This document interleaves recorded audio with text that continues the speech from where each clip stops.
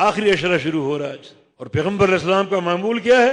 اذا دخل العشر الاواخر شد میذرہ واحیا لیلہ وایقظ اہلہ. آخری عشر شروع ہوتا، آپ 10 دن کے لیے کمر کس لیتے اور پوری رات جاگتے اور اپنے اہل کو بھی جگاتے، کیونکہ نبی علیہ السلام کے سامنے وہ حقائق ہے جو ہمارے سامنے نہیں. پوری رات کیوں جاگتے؟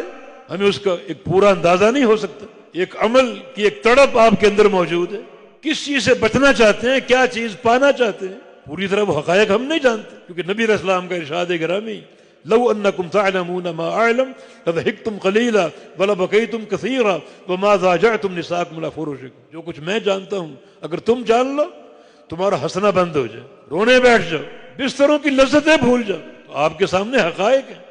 پوری رات جاگنا کس لیے؟ یہ بڑا ایک طویل ساعتوں کا سفر ہے.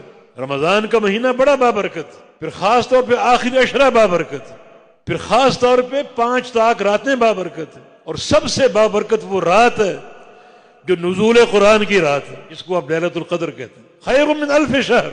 یہ ایک رات 1000 مہینے کی عبادت کے برابر نہیں بلکہ افضل ہے. افضل کتنی ہے اس کی تحدید نہیں.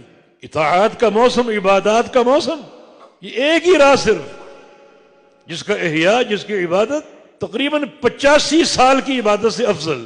اتنی عمر ہر انسان کی نہیں ہوتی، لیکن اس ایک ہی رات کو اگر پالے 85 سال سے زیادہ عبادت کا ثواب. زیادہ کتنی؟ یہ آپ پر کتنی تڑپ آپ کے اندر ہے، کتنی طلب آپ کے اندر ہے، کتنا روشن آپ کا ضمیر ہے، کتنا روشن آپ کا دل ہے، کتنی عظیم جستجو آپ کے اندر جنت کی طلب کی، اور کتنا اخلاص آپ کے اندر، کتنا ریاکاری سے آپ دور ہیں. یہ آپ پر ہے.